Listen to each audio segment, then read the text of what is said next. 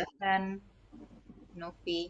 Iya, shalom teman-teman Palopo PDPKK Mikael ya.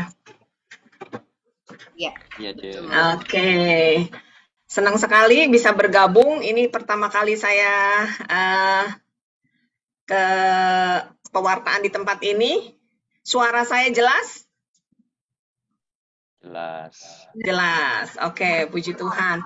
Pertama-tama saya memperkenalkan diri terlebih dahulu. Nama saya, tuh ada tulisannya di situ, Novi Antin Basri, dipanggil Novi, mau panggil C Novi boleh, Bu Novi boleh, Mbak Novi boleh, panggil nama juga boleh. Tadi Tres bilang gini, aduh manggilnya Bu Novi aja deh katanya karena udah punya cucu. Aduh jangan ditua-tuain lah Tres, gitu kan dipanggil C kan kayaknya bangga dikit gitu ya, lebih muda gitu kayaknya ya. Nggak apa-apa mau panggil apa juga boleh kok ya. Oke, saya sudah berkeluarga, punya anak 2, punya cucu 3, anak 2, suami 1. Jadi 3, 2, 1. Jangan dibalik ya.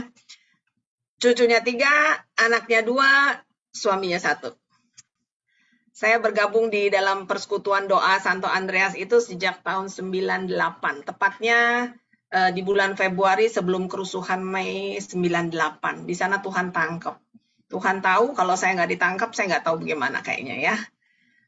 Saya bersyukur kalau hari ini saya bertemu dengan teman-teman di Palopo, bukan suatu kebetulan. Tadi kita udah banyak ngobrol-ngobrol dengan Bro Jimmy, Bro Benny, sama Sis Nining, Sis Tres, udah semuanya ngobrol. Hari ini memang kita harus kuat di dalam Tuhan. Mari pada sore dan malam hari ini, sini masih sore ya, jam 6:30, sudah malam di sana, kita harus kuat di dalam Tuhan. Saya namain strong in the Lord atau kuat di dalam Tuhan. Mari pertama-tama kita buka Yosua 1 ayat 1 sampai 9 dulu. Yosua 1 ayat 1 sampai 9 teman-teman. Kalau sudah boleh baca langsung aja. Silakan 2, 3. Yosua 1 ayat 1 sampai 9. Jangan-jangan kalau nggak pernah baca Yosuanya udah hilang. Nempel semua gitu maksudnya ya. Nggak ya? Canda ya. Perintah Tuhan kepada Yosua untuk merebut tanah Kanaan. Oke. Sesudah Musa hamba Tuhan itu mati, berfirmanlah Tuhan kepada Yosua bin Nun, abdi Musa itu, demikian. Hambaku Musa telah mati. Sebab itu bersiaplah sekarang, seberangilah sungai Yordan ini, engkau dan seluruh bangsa ini, menuju negeri yang akan kuberikan kepada mereka, kepada orang Israel itu. Setiap tempat yang akan diinjak oleh telapak kakimu, kuberikan kepada kamu, seperti yang telah kujanjikan kepada Musa, dari padang gurun dan gunung Libanon yang sebelah sana itu, sampai ke sungai Efrat, yakni sungai Efrat, seluruh tanah orang Het, sampai ke laut besar di sebelah matahari terbenam. Semuanya itu akan menjadi daerahmu. Seorang pun tidak akan dapat bertahan menghadapi engkau seumur hidupmu, seperti aku menyertai Musa. Demikianlah aku akan menyertai engkau. Aku tidak akan membiarkan engkau dan tidak akan meninggalkan engkau. Kuatkan dan teguhkanlah hatimu, sebab engkaulah yang akan memimpin bangsa ini memiliki negeri yang kujanjikan dengan bersumpah kepada nenek moyang mereka untuk diberikan kepada mereka. Hanya kuatkan dan teguhkanlah hatimu dengan sungguh-sungguh. Bertindaklah hati-hati sesuai dengan seluruh hukum yang telah diperintahkan kepadamu oleh hambaku Musa. Janganlah menyimpang ke kanan atau ke kiri, supaya engkau beruntung kemanapun engkau pergi.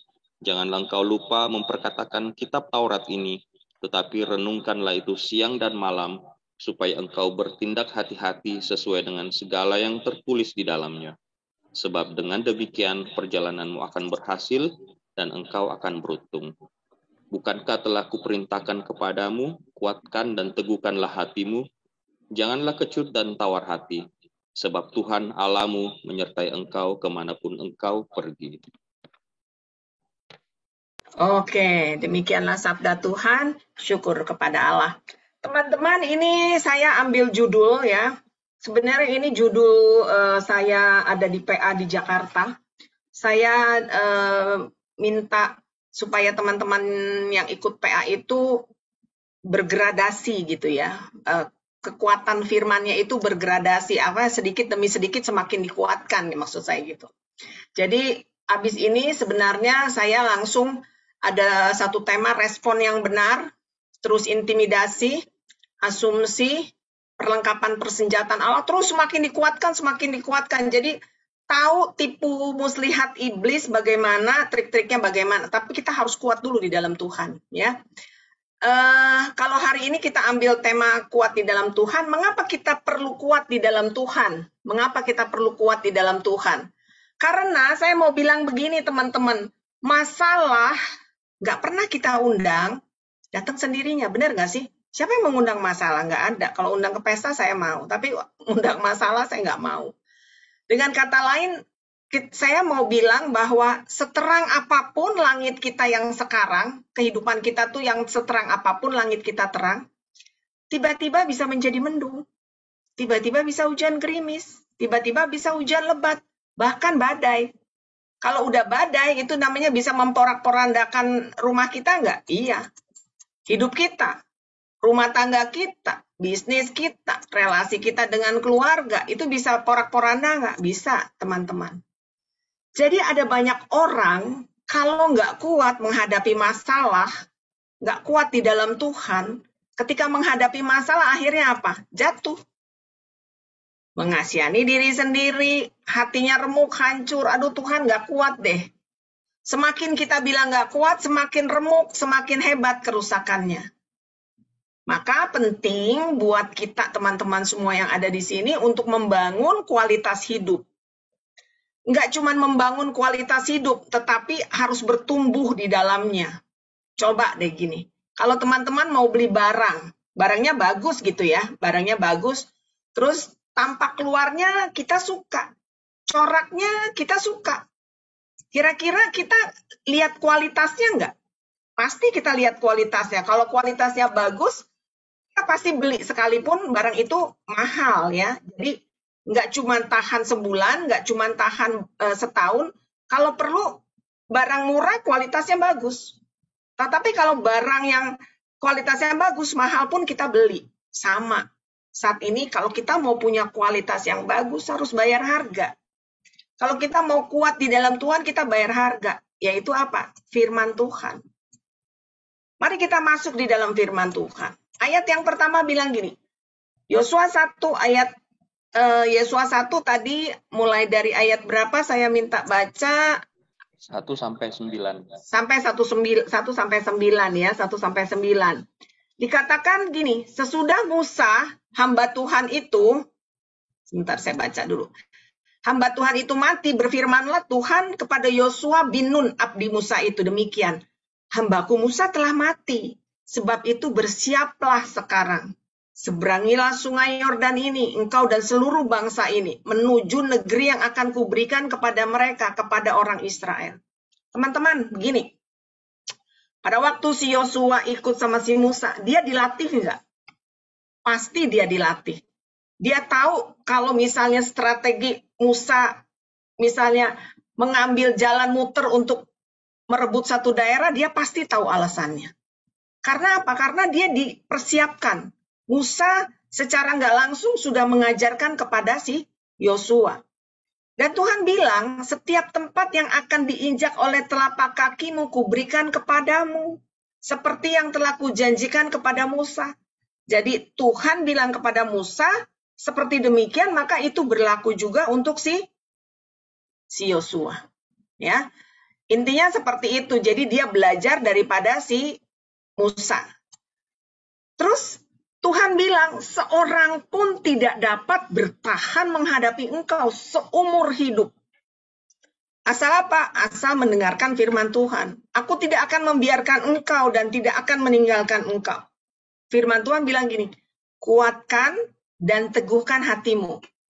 Sebab engkaulah yang akan memimpin bangsa ini memiliki negeri yang kujanjikan dengan bersumpah kepada nenek moyang mereka untuk diberikan kepada mereka. Jadi hari ini Tuhan bilang, kuatkan dan teguhkan hatimu. Kita harus kuat nggak? Iya. Kita harus kuat di dalam Tuhan, kita harus teguh di dalam Tuhan. Caranya gimana? Coba lihat deh dari sini. Dari ayat 1 sampai ayat 9, sampai ayat 18. Ayat 9 deh, ada berapa kali Bro Jem? Bro Jemi coba lihat. Dari ayat 1 sampai ayat 9, ada berapa kali Tuhan katakan, hanya kuatkan dan teguhkan hatimu.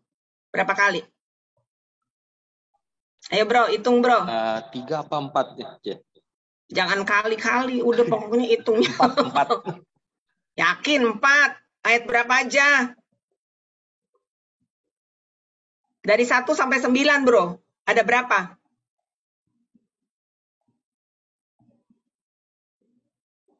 Ayat 6, ayat 7. Sama ayat? 9. 9, 3. Tetapi lihat yang di ayat ke-18. Tolong baca bro, ayat yang ke-18-nya aja.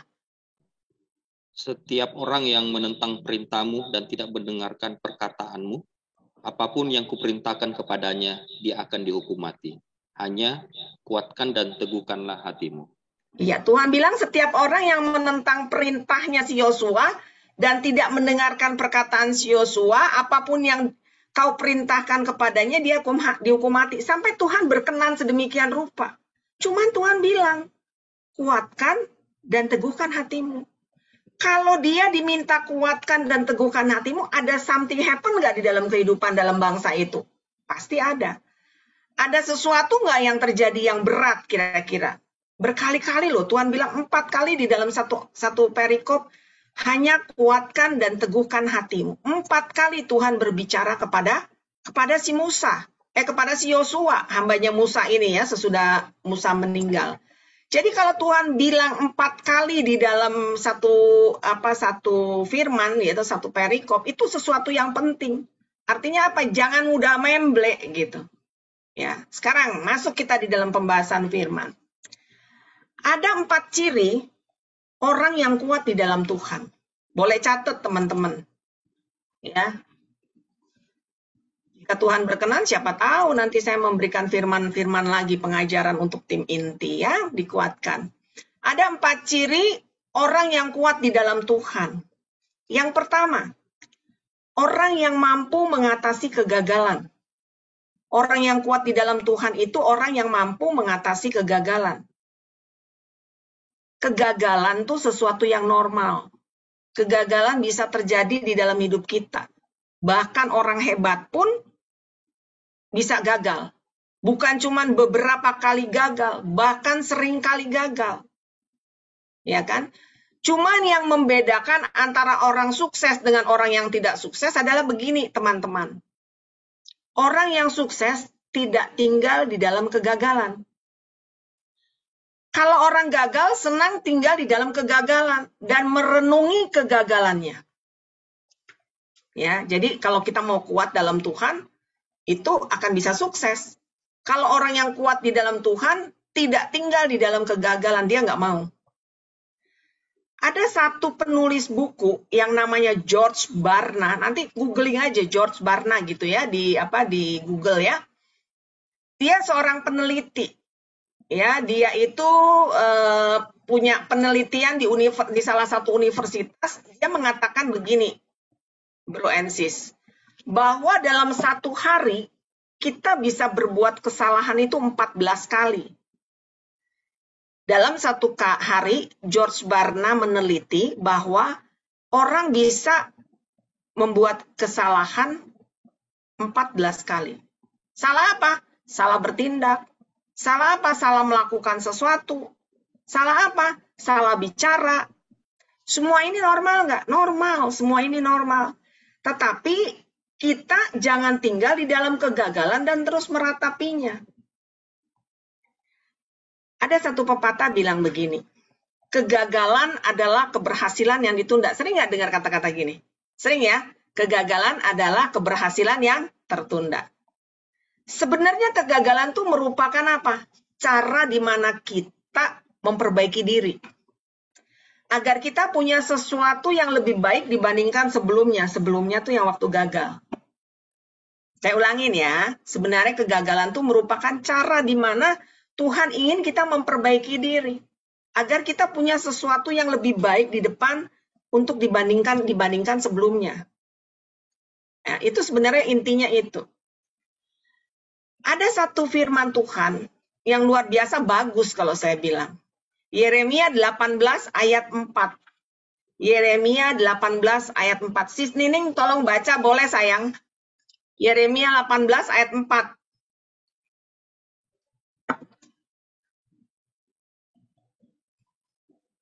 Yeremia 18 ayat 4. Ini bagus banget. Silakan. Sudah? Atau bagi yang lain yang sudah baca, boleh silakan. Apabila bejana yang sedang dibuatnya dari tanah liat itu di tangannya itu rusak, maka tukang periuk itu mengerjakannya kembali menjadi bejana lain, menurut apa yang baik pada pemandangannya. Iya, bagus kan? Jadi hidup kita itu seperti bejana yang dibuat dari tanah liat, kata Tuhan. Kalau yang sedang dibuatnya itu rusak, maka tukang periuk itu akan mengerjakan kembali. Menjadi bejana lain menurut yang dia pikir baik. Oh, waktu bikin seperti ini, dia rusak. Maka dibikin lagi menjadi sesuatu yang beda. Tetapi tetap baik menurut pemandangannya. Seorang tukang periuk atau tukang bikin klepot begitu ya, tanah liat itu nggak dibuang. Jadi dari yang ini diremekin lagi, dibikin sesuatu yang lebih indah dari sebelumnya. Begitu juga yang terjadi di dalam hidup saudara dan saya. Kalau hari-hari sekarang hidupmu sepertinya hancur, ibaratnya Tuhan lagi hancurin nih, ya. Berantakan, rusak, bisnis gagal, toko rugi, usaha bangkrut, kerjaan gak ada yang benar dan menghasilkan sesuatu. Rekan bisnis nipu, bawa kabur uang, ya kan? Kontrak kerja diputusin secara sepihak sama rekan perusahaan gitu ya yang ngasih kita kerjaan. Relasi kita sebagai sama istri sama suami udah terlalu parah, ya kan? Suami yang ringan tangan, KDRT di sini nggak ada nih tampangnya nggak ada suami kayak gitu. Suaminya baik-baik, tampangnya baik-baik ya. Terus segitu anak ini Jamie udah menikah belum Jem? Sudah, Ce. Anaknya berapa? Anak 2. Anak 2, puji Tuhan ya. Jadi anak yang nggak bisa hormat orang tua, macam-macam deh. Bentuknya macam-macam, pokoknya udah jelek aja. Semua tanah liat yang jelek ini bentuknya, ingin diubah bentuknya menjadi sesuatu yang lebih baik. Karena apa? Karena kita berharga di mata Tuhan. Teman-teman tuh berharga di mata Tuhan. Bahkan satu firman bilang, Mbak, dijaganya kita sebagai biji mata Tuhan. Jadi Tuhan gak pernah buang kita. Sekalipun kita belum kuat di dalam Tuhan, Tuhan gak pernah buang kita. Waktu kita gagal, kita belum kuat. Waktu kita bikin kesalahan, Tuhan gak buang. Waktu kita gak setia, Tuhan juga gak buang kita. Waktu kita gak taat, bahkan kita cemplung dalam dosa, Tuhan juga gak membuang kita. Dia bentuk kita kembali seperti yang lebih baik dari yang sebelumnya. Jangan kita berpikir hidup kita tuh udah hancur. Kalau kita merasa begitu, iblis akan bersenang-senang atas hidup kita. Jadi kalau kita mengalami hal-hal tersebut, bangkit. Aduh, saya nggak bisa, Bu, nggak bisa. Doa. Karena di dalam doa, Efesus 3 ayat 20 bilang begini, bagi dialah yang dapat melakukan jauh lebih daripada yang kita doakan. Atau pikirkan, seperti yang ternyata dari kuasa yang bekerja di dalam kita. Jadi kalau kita merasa, aduh udah hancur hidup kita, ada satu firman bilang doa. Karena apa? Doa jauh lebih banyak, Tuhan mampu melakukan lebih banyak dari apa yang kita doakan. Lah kalau kita nggak pernah doa, bagaimana Tuhan mau melakukan lebih banyak? Doanya aja nggak pernah. Ya kan? Kita mau lihat, kalau semua tokoh-tokoh di dalam Alkitab ini ya, tokoh-tokoh di dalam Alkitab, itu nggak semuanya oke-oke aja gitu, enggak. Firman di sini banyak sekali tokoh-tokoh Alkitab yang gagal. Saya mau sebutin, Adam jatuh dalam dosa. Tapi dia dibilang father of the world. Abraham yang gagal menanti janji Tuhan. Fail kan, pernah dia menunggu, gagal, kasih si Hagar. Terima dia. Tapi dia disebut father of faith, bapak segala iman, bapak orang beriman. Yakub, tukang tipu, ya kan? Tapi dia disebut father of Israel, bapak bangsa Israel. Yusuf dipikir gagal, dimasukin di sumur, dijual sebagai budak, gagal dia. Tetapi ketika dia melakukannya dengan tetap teguh di dalam Tuhan, dia menjadi Prince of Egypt. Musa pembunuh, ya kan tahu kita, bunuh orang Mesir. Dia nggak fasih berbicara, dia gagap. Tetapi dia pemimpin bangsa Israel, the first leader of Israel. Masih banyak lagi teman-teman ya yang boleh dibilang gagal. Tetapi Tuhan nggak pernah buang. Kalau secara dunia, pernah dengar Thomas Alva Edison? Siapa tuh Thomas Alva Edison? Ayo. Siapa? Bikin apa dia Thomas Alva Edison? Menemu bola lampu. Iya. 10.000 kali. Berapa kali? 10.000 kali gagal. Kebanyakan, itu kebanyakan bro, kalau 10.000 kali. 1.000 kali kalau nggak salah.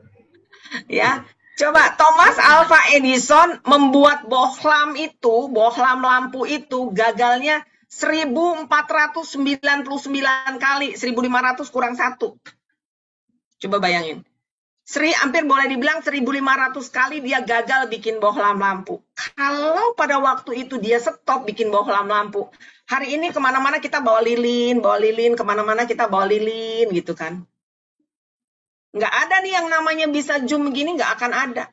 Maka kita bersyukur sama Thomas Alva Edison yang dia kuat gitu. Iman teguh gitu pendiriannya, nggak pernah berhenti, nggak pernah menyerah. Jadi saya percaya ketika kita mau bangkit, ketika kita mau memperbaiki diri, ketika kita mau keluar dari kegagalan kita pasti bisa. Kita pasti berhasil. Kalau kita ngomongnya, aduh saya gagal lagi, aduh saya parah deh. Aduh udah pokoknya, aduh sial deh. Aduh udah deh pokoknya udah nggak bisa berubah. Buka yuk Amsal 18 ayat 21. Ayo yang lain, Benny. Ben, ayo Ben, buka Ben. Amsal 18 ayat 21 Ben.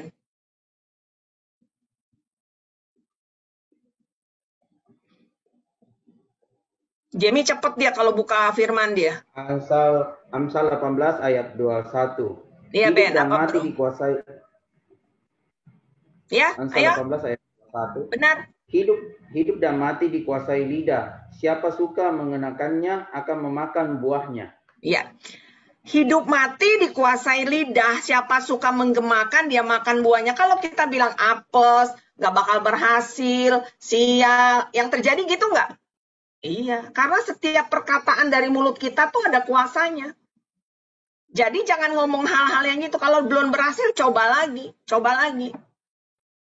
Karena rencana Tuhan sama teman-teman dan saya itu rencananya baik. Penuh harapan ke depannya. Maka itu sebabnya bangkit. Karena Tuhan akan memberikan jalan keluar. Jadi yang pertama, orang yang kuat dalam Tuhan adalah orang yang mampu mengatasi kegagalan. Ya, orang yang kuat dalam Tuhan, orang yang mampu mengatasi kegagalan. Itu orang yang kuat dalam Tuhan. Tetap teguh bahwa selalu ada jalan keluar.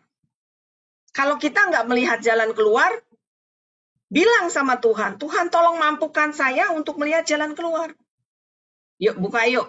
Ini saya bukan firman, ini kayak ngajar PA nih, semuanya dibukain. 1 Korintus 10 ayat 13. Ayo bro and sis, siapa yang bisa buka duluan. 1 Korintus 10 ayat 13. Yuk buka. 1 Kor 10 ayat 13. Pencobaan yang kamu alami ialah pencobaan biasa yang tidak melebihi kekuatan manusia. Sebab Allah setia, dan karena itu Ia tidak akan membiarkan kamu dicobai melampaui kekuatanmu. Pada waktu kamu dicobai, Ia akan memberikan kepadamu jalan keluar, sehingga kamu dapat menanggungnya. Iya. Tuhan ketika kita dalam permasalahan, Tuhan berikan jalan keluar. Tapi seringkali kita nggak melihat jalan keluar. Karena apa? Karena kita cuma ngelihat mata kita kepada pintu yang tertutup. Padahal Tuhan bilang bergerak, Ben, bergerak, Ning, bergerak, sis Nining. Bergerak ke kanan, tapi mentok Tuhan. Bergerak ke kanan, tapi mentok. Sebenarnya Tuhan minta kita bergerak, ya. Supaya apa? Supaya kita bisa melihat jalan keluarnya ada di balik kita. Putar balik 180 derajat. Jadi yang pertama, orang yang kuat di dalam Tuhan itu orang yang mampu mengatasi kegagalan. Dalam arti kata nggak kecewa, nggak putus asa, nggak mutung, nggak langsung bilang Tuhan tuh nggak pelihara gitu, enggak. Orang yang kuat yang mampu mengatasi kegagalan. Yang kedua, orang yang mampu mengatasi yang kuat dalam Tuhan adalah orang yang mampu menghadapi keberhasilan. Orang yang mampu menghadapi keberhasilan, ya, bukan cuman mengatasi kegagalan, tapi mampu menghadapi keberhasilan. Bagaimana ketika teman-teman dan saya berhasil? Apakah tetap rendah hati atau sombong? Sombong. Sombong ya biasanya ya. Gue udah berhasil gitu kan, gitu. Ya lu gimana lu gitu kan?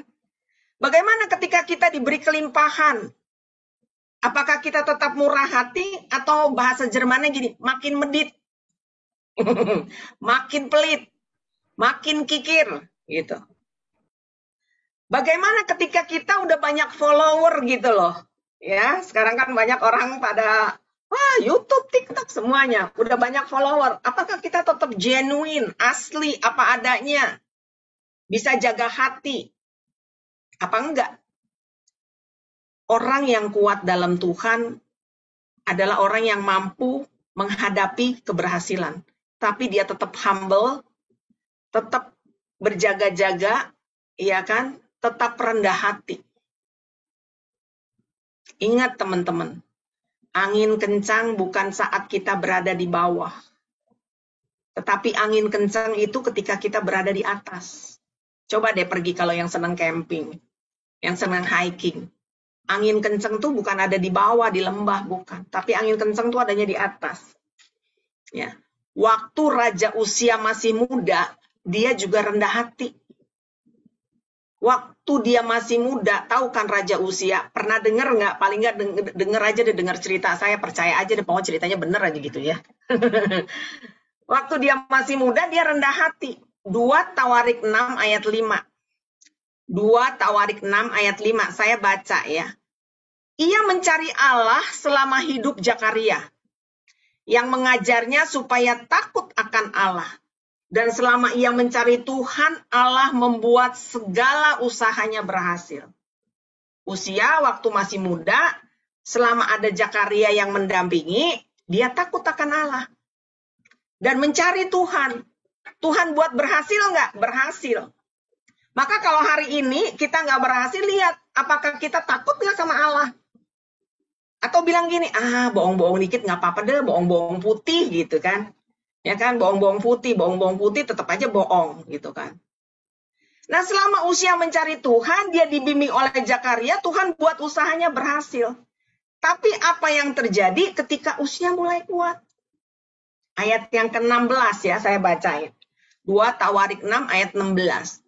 Setelah ia menjadi kuat, ia menjadi tinggi hati. Sehingga ia melakukan hal yang merusak. Ia berubah setia kepada Tuhan Allahnya dan memasuki bait Allah untuk membakar ukupan di atas mezbah pembakaran ukupan. Uzia kuat, dia mulai angkuh. Mulai mengambil jabatan imam yang bukan porsinya. Akhirnya Tuhan mengutuk. Hidupnya binasa. Saya nggak mau apa yang sudah teman-teman bangun, apa yang Tuhan telah bantu teman-teman dan saya untuk capai ke atas, tapi hancur oleh karena ulah kita. Karena itu pastikan waktu kita ada di atas, kalau sekarang teman-teman ada di atas, ya tetap jaga diri, jaga hati. Ya, jangan bermain-main dengan kesombongan. Jangan juga ada kata-kata begini, what you tolerate will dominate you. Jika kita bertoleransi, yang kita toleransikan itu akan mendominasi kita. Kalau kita bilang ini, aduh nggak apa-apa deh minum-minum sedikit mah, nggak sampai mabok, nggak apa-apa. Aduh nggak apa-apa deh kalau ngeliat-ngeliat ya film-film yang rada-rada miring-miring dikit, nggak apa-apa lah, cuma sebentar doang. Lagi pula kan kita udah dewasa, nggak apa-apa. Maka what you tolerate will dominate you. Apa yang kita toleransi, sesuatu yang buruk akan menjajah kita, menguasai kita. Jadi pada waktu kita ada di atas, orang yang kuat itu adalah orang yang mampu menghadapi keberhasilan. Tetap humble nggak? Tetap menjadi orang yang senang berbagi nggak? Kalau kita tetap humble, tetap orang yang seperti yang Tuhan mau gitu ya, aslinya masih ada, maka Tuhan percayakan lagi hal-hal yang besar. Karena buat orang yang demikian, keberhasilan tuh bukan goal daripada bukan goal dari dia. Goalnya harus berhasil, kaya, banyak uang, bukan. Tetapi keberhasilan adalah orang yang kayak gini akan berproses. Merasa keberhasilan itu adalah sebuah proses. Jadi yang perlu kita lakukan apa? Tetap terus maju, tetap kembangkan talenta kita, tetap bikin yang baik dan lebih baik lagi.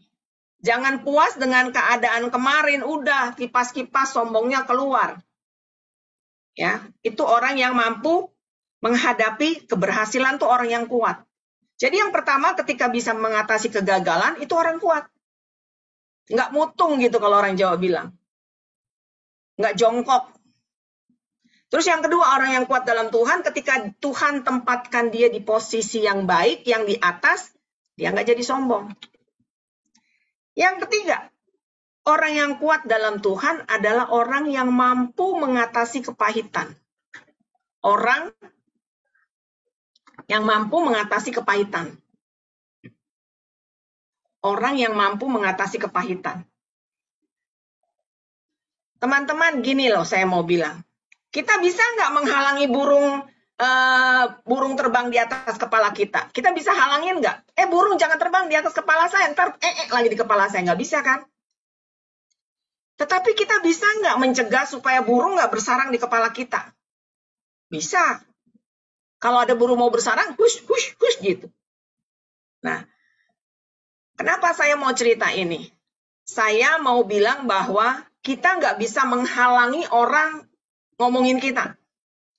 Kita nggak bisa menghalangi orang jelek-jelekin kita. Kita nggak bisa menghalangi orang itu, nipu kita. Nggak bisa halangin. Pokoknya bikin yang jahat-jahat kita nggak bisa halangin. Tetapi yang bisa kita cegah adalah apa? Akar pahit jangan bersarang di hati saya.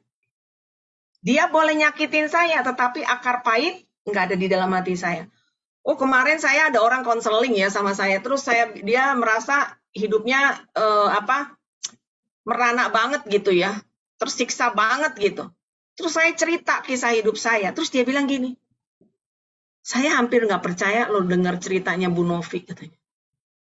Saya nggak percaya itu Bu Novi ngalamin semua. Saya pikir itu udah baik-baik, rumah tangga udah baik semua, udah baik, udah pokoknya udah baik, udah tinggal mewarta. Saya bilang enak banget kalau kayak gitu, ya kan? Semakin Tuhan pakai kita, semakin dia proses kita lebih lagi. Jadi kalau ada orang yang ngomongin teman-teman, saudara sekalian, bro NC sekalian, terus ada orang yang coba-coba untuk nipu, ya kan? Ada orang yang coba fitnah kita, ngomongnya nggak ngenakin, jangan ada akar pahit bersarang di hati kita. Misalnya dikasih tahu cepat tersinggung. Kalau kita nanya nggak dijawab, mungkin yang ditanya nggak ngedenger gitu kan. Kita tersinggung. Diajak pelayanan tetapi nggak sesuai yang dengan dia mau, sakit hati. Dia bilang gini, buat apa ikut pelayanan? Udah keluar duit banyak, nggak ada sukacita, rugi 2 kali, double-doublean. Ini pengalaman saya, ini ada yang bilang begitu, nggak mau ikut pelayanan saya, katanya nggak sesuai dengan yang dia mau. Rugi, katanya udah keluar duit, katanya. Nggak ada sukacita, double-doublean ruginya. Ada yang bilang gitu, sekarang orangnya jauh dah. Terus saya bilang, sukacita nggak sukacita kan keputusan. Bukan karena situasi yang membuat kita sukacita. Kalau kita di dalam pelayanan, kita keluar segala waktu, kesempatan, uang, dan lain sebagainya, itu adalah apa? Kasih kita sama Tuhan dalam bentuk pelayanan yang demikian. Yang kita keluarkan. Waktu, kesempatan, uang, dan lain sebagainya. Saya mau bilang, orang dagang aja ada ruginya nggak? Ada. Maka kalau kita ikut Tuhan, ada yang berkurang nggak dalam hidup kita? Ada. Mungkin uang kita udah pasti keluar. Waktu kita habis. Tetapi ada nggak yang kita dapat? Ada. Sukacita seharusnya. Tapi dia bilang sukacita nggak dapat juga. Karena apa? Karena dia mau seperti yang dia harapkan. Kalau nggak sampai yang diharapkan, nggak sukacita. Jadi saya mau bilang bahwa orang yang mampu mengatasi kepahitan adalah orang-orang yang kuat di dalam Tuhan. Yang ketiga, semua orang sukses pernah mengalami kepahitan. Percaya deh sama saya. Semua orang sukses pernah mengalami kepahitan. Apalagi orang bisnis. Tipu sana, rugi ini, kalkulasi udah benar, penjualan nggak sesuai, rugi pula. Jadi orang sukses adalah orang yang mampu mengatasi kepahitan. Kalau dia mampu mengatasi kepahitan untuk hal-hal yang sakit karena orang lain, dia pasti bisa ngampunin. Dan dia nggak nganggap itu sebagai sesuatu yang besar. Kalau orang yang gagal adalah orang yang sulit untuk melepaskan kepahitan. Teman-teman, saya mau bilang gini, orang sesukses Marilyn Monroe, Michael Jackson, itu bunuh diri kan? Karena apa? Karena dia nggak bisa menahan kepahitan. Nggak bisa mengatasi ketika dia ada di dalam keberhasilan. Semua orang yang pahit itu merusak, tadi kan dibilang. Di Tawarik 6 ayat 16. Ketika orang menjadi kuat, sombong akan menjadi perusak. Maka ketika kita pahit sama orang-orang di sekitar kita, sama istri, sama suami, sama mertua, sama teman sekolega kantor, ketika kita merasa pahit, maka kita melakukan hal-hal yang merusak. Kita nggak sadar. Kita nggak sadar itu terjadi, nggak sadar. Maka Tuhan bilang begini di dalam Matius 6 ayat 14-15. Karena jikalau kamu mengampuni kesalahan orang, Bapamu yang di surga juga mengampuni kamu. Tetapi jika kamu tidak mengampuni orang, Bapamu nggak mengampuni. Kata mengampuni artinya melepas. Kalau nggak mengampuni artinya menahan. Artinya begini, teman-teman. Saat kita melepaskan pengampunan, kita melepaskan kebaikan, surga juga akan melepaskan kebaikan buat kita. Maka kita menjadi kuat. Waktu kita menahan pengampunan, kita simpen kepahitan, maka surga juga menahan anugerahnya. Pernah nggak merasa begini? Atau pernah mendengar seseorang yang mengalami hal-hal yang demikian? Udah usaha ini nggak berhasil. Usaha itu nggak berhasil. Banting tulang nggak berhasil. Banting badan kalau udah banting tulang nggak berhasil ya. Jangan ya. Maksudnya gloset-gloset gitu di tanah kayak anak kecil. Terus apapun yang dibuat nggak berhasil. Pernah nggak dengar gitu? Pernah kan? Ada firman yang mengatakan gini. Langit itu menjadi tembaga dan tanah berubah menjadi besi. Ada itu di perjanjian lama. Langit menjadi tembaga, tanah menjadi besi, berubah jadi besi. Jadi apapun yang kita lakukan, kita doakan, langit itu dirubah menjadi tembaga. Jadi berkat nggak turun. Tanah berubah jadi besi, kita usahain apa, keras, nggak berhasil ibaratnya. Apa yang kita doakan nggak pernah turun gitu ke hadapan kita. Karena apa? Karena kita masih menyimpan kepahitan. Nggak mau melepaskan yang namanya pengampunan. Hari ini orang yang kuat dalam Tuhan adalah yang ketiga, orang yang mampu mengatasi kepahitan. Ya, mengatasi kepahitan, melepaskan pengampunan, melepaskan kebaikan, maka anugerah turun. Kalau teman-teman mengalami hal-hal yang saya sebutkan tadi, coba koreksi. Ada nggak orang-orang yang bikin kita sakit hati? Ada nggak bikin orang-orang yang bikin kita pahit banget? Aduh, ngedenger namanya aja gue udah enek gitu. Lagi makan, lagi minum, denger namanya bisa batuk, oho-oho gitu. Ya, hati-hati. Tahu lebah? Lebah tahu ya?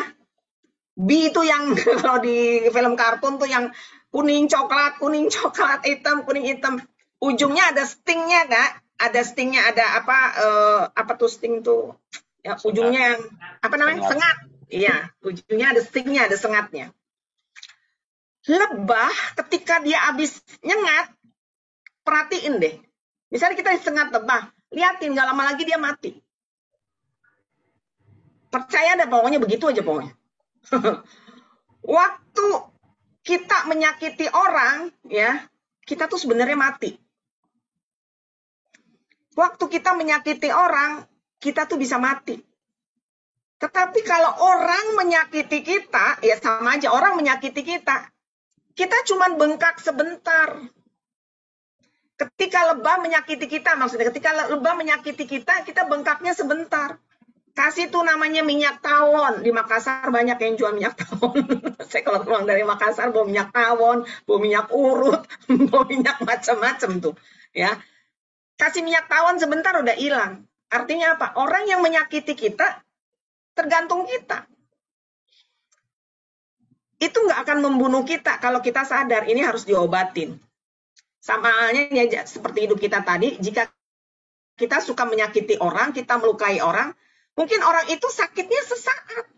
Begitu dia berobat, dia mengampuni kita, dia pulih. Tetapi kita yang melukai dia, kita sebenarnya sama kayak lebah mati. Sengatnya udah keluar patah. Maka orang yang pahit hidupnya, kemanapun dia pergi, dia membawa hawa kematian.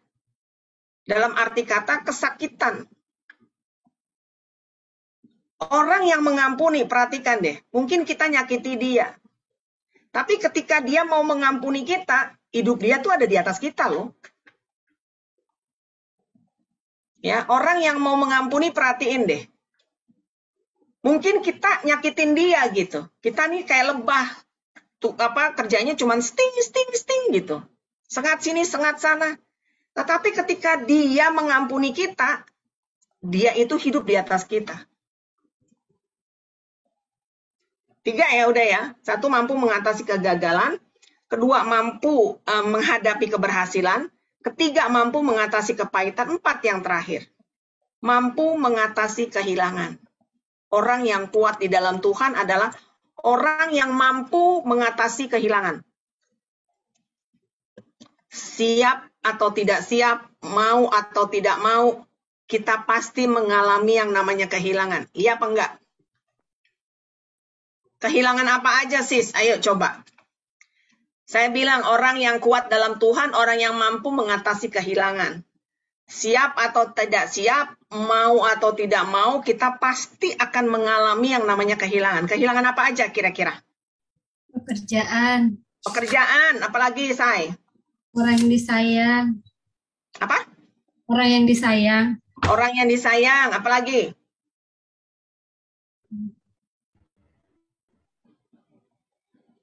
Bisa kehilangan keuangan nggak? Iya, kehilangan keuangan. Iya kan? Keuangan. Bisa kehilangan harta nggak? Bisa. Bisa kehilangan kesehatan nggak? Bisa. Iya, ini siapa? Andre mau keluar nggak apa-apa, Andre. God bless. Ada tugas pembekalan prodiakon. Oke, bro, silakan. Jadi, orang bisa kehilangan kesehatan. Mau sehari minum ginseng dari Korea, dari Cina, suatu saat ketika dia tua, kesehatannya bisa berkurang nggak? Kehilangan nggak? Bisa. Jadi bersiaplah teman-teman. Orang yang kuat di dalam Tuhan yang keempat yang terakhir, orang yang mampu mengatasi kehilangan. Jadi bersiaplah jika apa yang ada di tangan kita itu hilang. Kesehatan mungkin berkurang, bahkan hilang. Kita makin lama bisa makin lemah, bisa. Keuangan bisa hilang nggak? Bisa. Pekerjaan bisa hilang. Sekarang lewat pandemi ini banyak orang yang kehilangan pekerjaan. Otomatis kehilangan keuangan, berkurang. Saya mau bilang jangan pegang terlalu kuat apa yang ada di tangan kita. Jangan pegang terlalu kuat apa yang ada di tangan kita. Sebab kalau ditarik akan melukai kita. Contoh deh, teman-teman kalau pegang kertas, ya kertas teman-teman pegang terlalu kuat ditarik, ini luka nggak? Melukai. Jadi jangan pegang terlalu kuat apa yang ada di tangan kita sebab akan melukai. Ingat, sesuatu yang di tangan kita ini datangnya dari Tuhan. Pekerjaan datang dari Tuhan nggak? Iya. Uang datang dari Tuhan. Jangan tepuk dada, ini karena saya bisa sendiri.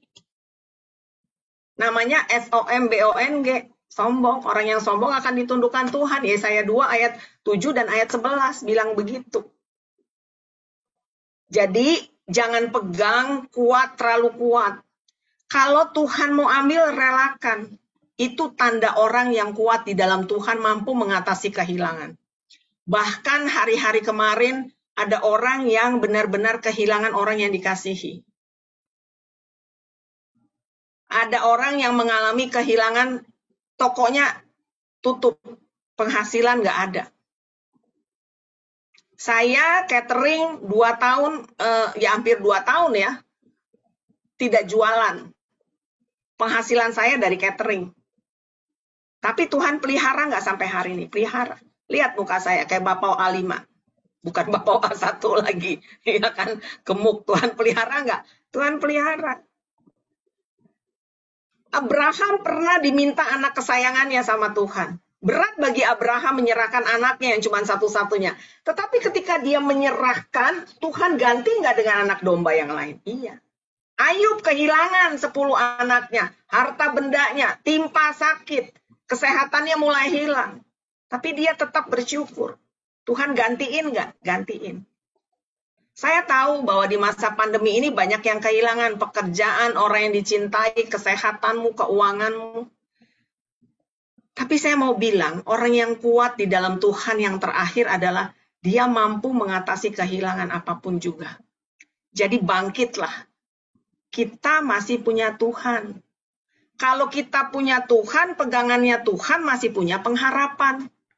Roma 5 ayat 5 bilang pengharapan di dalam Tuhan tidak pernah mengecewakan. Waktu awal bulan Maret kemarin, saya akhir Februari ya, saya menderita COVID Delta. Orang-orang meramai Omikron, kita melari sendirian ke Delta. Nggak tahu kenapa begitu ya. Saya nggak jualan. Secara keuangan saya pikir, waduh nggak tahu bagaimana. Karena saya udah nggak bisa masak, kita harus beli, dan beli itu harus pakai uang. Tetapi tahu nggak apa yang terjadi? Saya nggak minta duit ya, saya nggak minta duit, saya cuma cerita. Uang itu cuma tinggal puluhan ribu, misalnya gini, 21.000,37. Tapi sebelum dirawat di rumah sakit, saya udah titip uang dulu sama pegawai. Ini cukup-cukupin ya, saya bilang. Tahu apa yang terjadi? Saya cuma bilang gini, Tuhan saya sakit. Saya nggak bilang gini, Tuhan saya minta duit ya supaya buat bayar ini, buat bayar itu. Enggak. Saya nggak minta. Tuhan tolong pelihara saya. Dan apa yang terjadi? Ada teman yang tiba-tiba kirim berkat buat saya. Terus dia bilang, kan masih bisa pegang handphone ya, meskipun sakit megap-megap tuh masih bisa pegang handphone karena masih masih kontak-kontak dengan di rumah. Suami saya juga terpapar. Jadi suami saya udah menjelang sembuh, saya baru kena, saya dirawat rumah sakit karena saya komorbid punya jantung. Tuhan pelihara saya luar biasa. Ibaratnya kalau saya gajinya 1 juta, saya biasanya menghasilkan 1 juta. Pada waktu saya sakit dan saya nggak berdaya, saya cuma bilang, Tuhan tolong saya. Bantu saya. Maksudnya bantu supaya sehat juga. Nggak mikir duit, saya emang udah nggak mikir duit. Dari keadaan saya sakit, Tuhan kasih 3 kali lipat. Jadi kalau saya biasa dapat 1 juta, saya bisa dapat diberkatin orang jadi 3 juta. Saya nggak minta duit loh, enggak. Ini saya cuma mau menyaksikan bagaimana Tuhan pelihara saya. Bahkan dari sejak pandemi yang pertama itu Tuhan pelihara luar biasa. Ada aja. Kan orang pandemi nggak berani pesan-pesan makanan sama orang. Tapi ada aja yang teman, Nov tolong bikinin ini. Nov tolong bikinin itu. Jadi kesimpulannya teman-teman, orang yang kuat di dalam Tuhan itu, kalau kita mampu mengatasi kegagalan. Nggak jongkok, terus usaha. Alva Edison 1.500 kali dia berusaha, jadilah bohlam lampu. Yang kedua, orang yang kuat di dalam Tuhan, orang yang mampu menghadapi keberhasilan. Yang ketiga, orang yang kuat di dalam Tuhan ketika dia mampu mengatasi kepahitan. Orang yang kuat di dalam Tuhan yang keempat adalah orang yang mampu mengatasi kehilangan. Jangan pegang terlalu erat. Kalau terlalu erat ketika diambil, tangan Anda sakit, kena baret. Tetapi saya juga mau bilang, nggak ada sesuatu yang terlalu hancur, yang terlalu gagal, yang terlalu pahit, yang terlalu kehilangan, yang Tuhan tidak mampu untuk pulihkan. Tidak ada sesuatu pun yang terlalu hancur, terlalu gagal, terlalu pahit, terlalu kehilangan, sehingga Tuhan nggak mampu pulihkan. Enggak. Tuhan mampu pulihkan. Tidak ada yang paling rusak sekalipun yang Tuhan tidak mampu untuk pulihkan. Jadi kalau hari ini keadaan kita tidak baik, kita lagi diremukin, jadi bejana yang lebih bagus. Maka itu harus kuat di dalam Tuhan ketika kita menghadapi yang namanya lagi diremukin. Karena Tuhan mau bikin sesuatu yang indah. Jangan berpikir Tuhan gak sayang sama saya. Tuhan rencananya kenapa begini, jahat terus sama saya. Enggak. Karena apa? Karena Tuhan lagi pulihkan, cuman kita nggak tahu. Saya lagi bikin tentang pengajaran bahasa roh dengan PA-nya saya. Setiap hari saya dengar masukan dari orang tentang bahasa roh, saya punya konsep sendiri. Tetapi itu memperkaya dengan pengalaman yang sudah saya punya. Itu luar biasa. Salah satunya untuk kita kuat di dalam Tuhan, sering-seringlah berbicara, berdoa di dalam bahasa roh. Itu juga menguatkan kita. Saya rasa firman hari ini cukup sampai sekian. Semoga dengan 4 hal ini mampu mengatasi kegagalan, menghadapi keberhasilan, terus mampu mengatasi kepahitan, dan mampu mengatasi kehilangan. Kita menjadi orang yang jauh lebih kuat. Terima kasih, Tuhan memberkati. Silakan, Tres. Ada pertanyaan? Ada mau sharing? Boleh. Sharing ini. Karena yang siapa sih yang nggak pernah mengalami semua momen itu? Kayaknya semua pernah mengalami. Tinggal bagus nih kalau kita sharing. Adakah yang mau sharing teman-teman? Yuk, yang pernah ngalamin nih di masa-masa pandemi, lagi down, lagi... Ini ada yang bocor ya? Suaranya atau gimana? Ya, halo. Masih ke suara saya? Sepertinya di ini ada bocor suaranya. Oh, oke. Ya. Terima kasih, Cenovi. Mungkin Bapak Ibu ada mau sharing atau bertanya? Iya, monggo. Yang tadi yang kita bahas. Ibu Novi mau bertanya ya. Silakan. Siapa ini namanya? Ibu Lucia. Ibu Lucia, ya silakan Bu. Ini ada ayat ya, maksudnya artinya apa gitu. Apa yang kamu ikat di dunia akan terikat di surga. Apa yang kamu lepas di dunia akan terlepas di surga. Itu pengertiannya apa? Kalau sama ada hubungannya dengan kepahitan ya. Kalau kita mengikat kepahitan, nggak mengikat kepahitan, otomatis kita juga mengikat pengampunan buat orang lain, maka pengampunan buat kita juga terikat, Bu. Tapi kalau kita mau melepaskan yang ada di dunia ini, ya ibaratnya gini loh Bu Lucia, ya cincai-cincai dikit lah. Kalau orang Chinese bilang, ya udahlah seorang sedikit lah gitu kan. Maka segala sesuatu juga terlepas buat kita. Satu. Kedua, contohnya, ketika kita di dunia ini, ya kita megang sesuatu, pelit sama orang, medit sama orang, kikir sama orang. Apa yang kita ikat lewat keuangan, Tuhan juga ikat di surga. Gitu, salah satunya. Itu artinya. Kalau kita punya kesempatan untuk memberkati orang, kita ngikat nih. Secara di dunia, udahlah jangan kasih Bu Novi lah kesempatan ini, kasih saudara saya aja deh. Padahal Bu Novi butuh, Ibu tahu. Maka kesempatan untuk kita pun, untuk Ibu pun akan tertutup. Begitu artinya. Segala yang kita ikat di dunia akan terikat di surga. Kalau kita mengikat pengampunan buat kita juga nggak turun. Kira-kira begitu, Bu. Semoga menjawab. Maksudnya kalau terikat di surga maksudnya, berarti kita tidak mendapatkan berkat. Iya, anugerah itu nggak turun gitu. Oh iya. Anugerah itu nggak turun. Iya. Terima kasih, Bu. Iya, sama-sama. Yang lain silakan. Ya, yang lain mungkin ada yang mau bertanya, menambahkan tadi yang Ibu Lucy tentang hal memberi. Kadang-kadang saya juga dengar, aduh gimana saya bisa memberi ya, sementara saya juga kekurangan. Kira-kira gimana itu Ibu Novi? Saya mau kasih contoh hidup saya aja ya. Saya mau kasih contoh hidup saya. Saya dagang suatu hari ada untungnya sekian. Nggak sampai 1 juta duitnya tuh, antara modal dan dagangnya ada 1 juta. Nggak sampai 1 juta. Ketika saya di tengah jalan, saya lihat orang yang tergeletak, asongan, tukang pemulung gitu, tergeletak sama bapak, sama 1 orang gitu, saya nggak tahu. Tuhan bilang gini, stop. Padahal saya udah jalan kira-kira 4 meter per 5 meter. Tuhan bilang stop.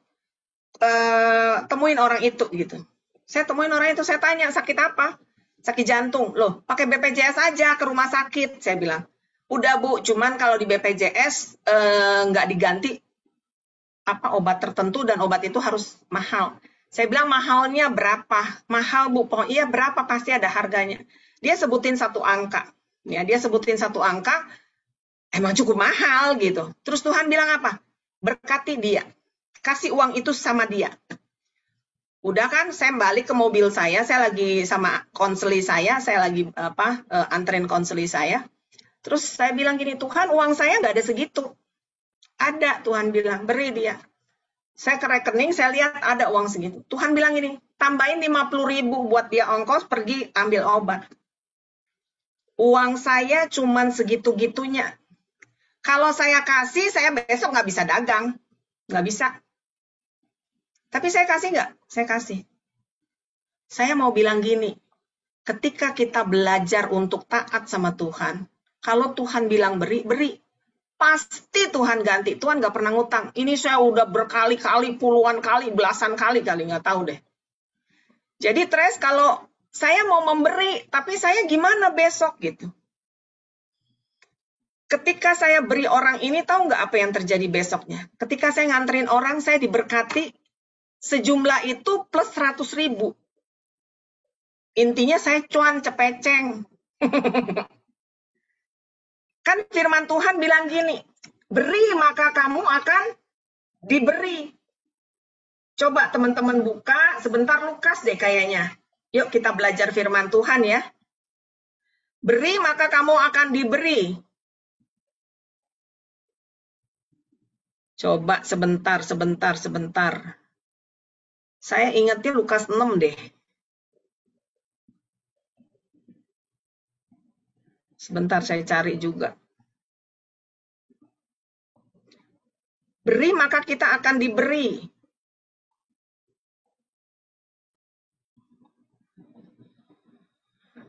Sebentar.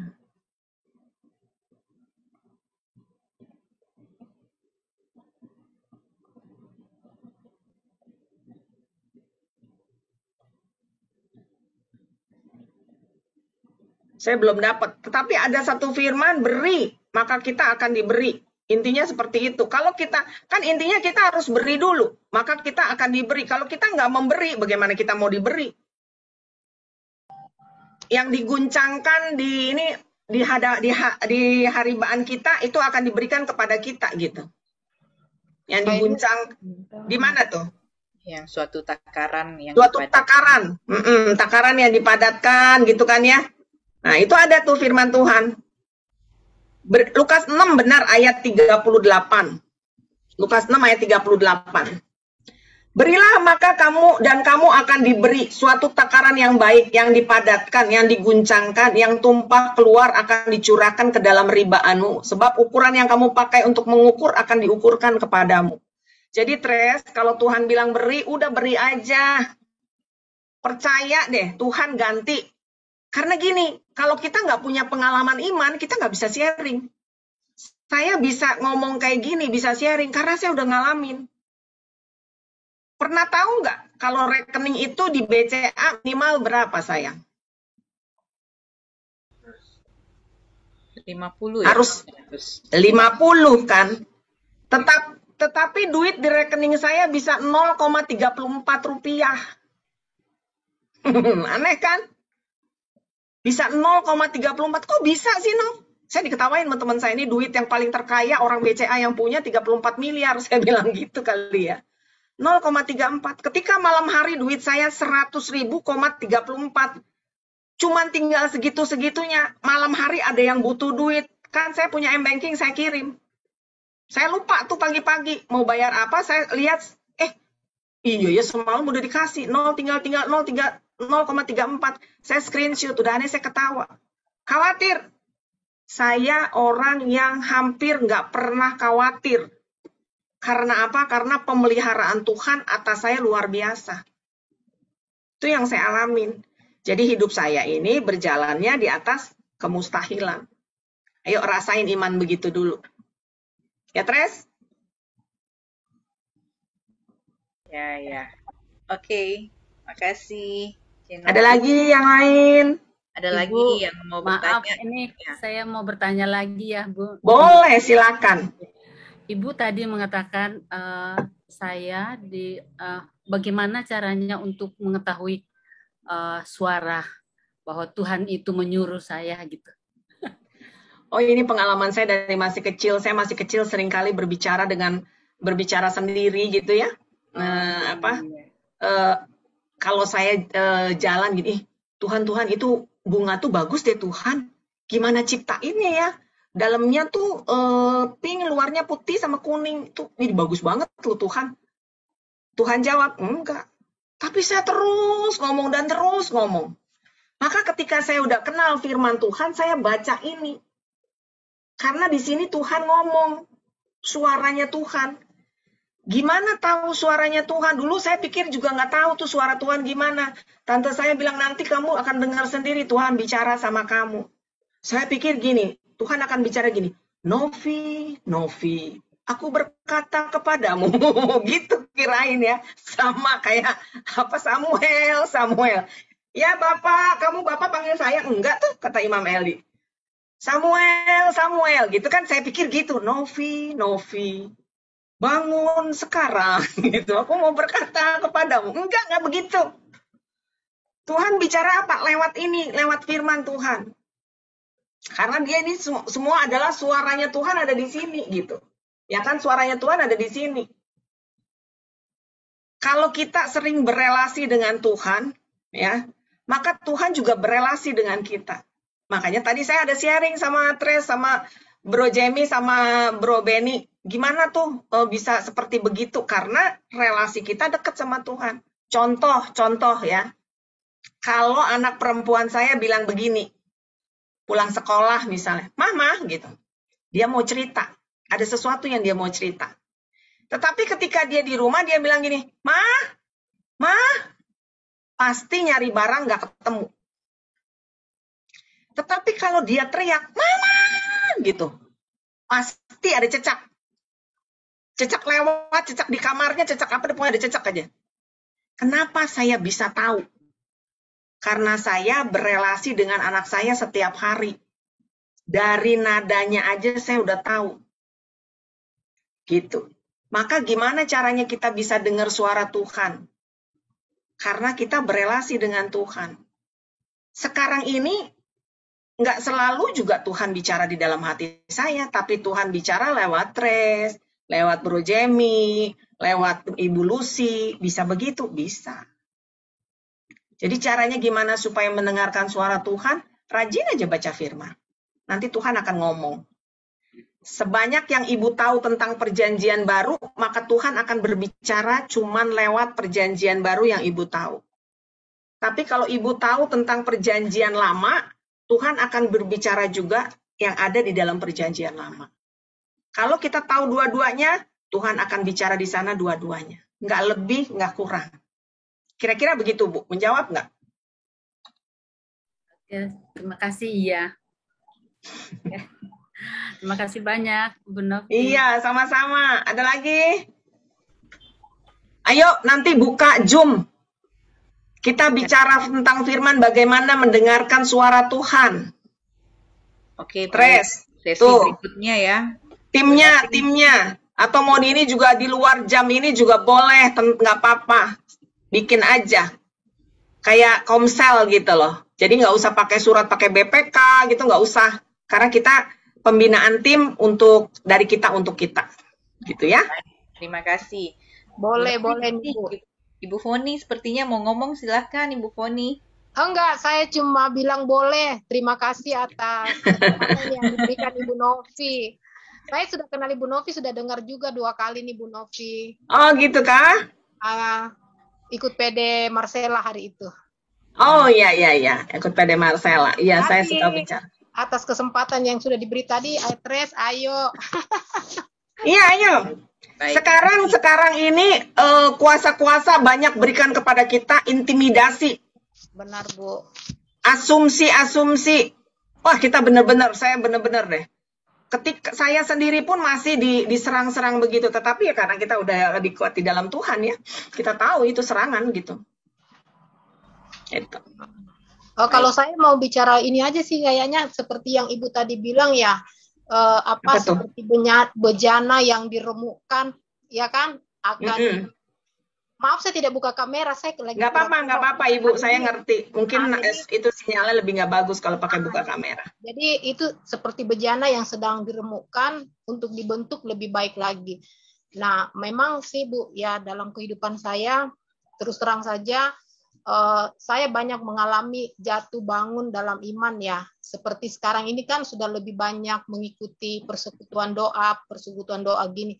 Saya sempat pernah bertanya dalam hati kayak gini sama suami saya, Pak, gimana ya kok ada saja, maksudnya bukan situasi dalam keluarga Bu, ini dari pribadi saya, maksudnya kadang kayak gini kan, tanpa tidak ada angin, tiba-tiba lagi perasaan saya lagi kenapa, kayak tiba-tiba kepala saya pusing, jadi suami saya selalu bilang gini, Ma, sabar, kamu lagi diproses Tuhan untuk menjadi lebih baik lagi. Jadi saya teringat dengan ayat yang Ibu tadi katakan bahwa bejana sedang dibentuk untuk menjadi lebih baik lagi. Itu saja sih yang saya mau cerita, yang saya tangkap hari ini dari Ibu Novi. Iya, betul. Iya, Ibu. Bejana lagi dibentuk. Jadi jangan pernah kita merasa Tuhan nggak pelihara kita. Enggak. Ya, benar-benar, Bu. Iya, karena saya juga merasakan betapa besar kasih karunia Tuhan, penyertaan Tuhan di dalam kehidupan kami, khususnya di masa pandemi. Iya. Oke, biar teman-teman yang lain bisa dapat juga bagian. Silakan. Makasih. Ya, silakan. Iya, sama-sama, sayang. Luar biasa sharingnya malam hari ini. Ada lagi kayaknya nggak lengkap ya sharingnya. Adakah lagi yang mau sharing atau mau tanya? Sharing sih lebih enak ya. Kalau sharing lebih lepas. Iya, silakan, monggo. Ibu Nelpi atau Grace, silakan. Atau Ibu Merlin.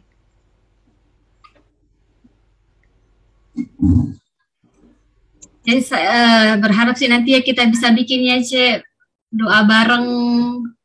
Iya. Supaya timnya dikuatkan, karena kalau namanya persekutuan doa, ya kan adanya doa, harus banyaknya doa. PD kan tuh singkatan dari persekutuan doa, bukan perusahaan dagang. Makanya jangan urusin kerjaan terus ya. Doa, PD tuh jangan lupa persekutuan doa. bukan perusahaan dagang, bukan.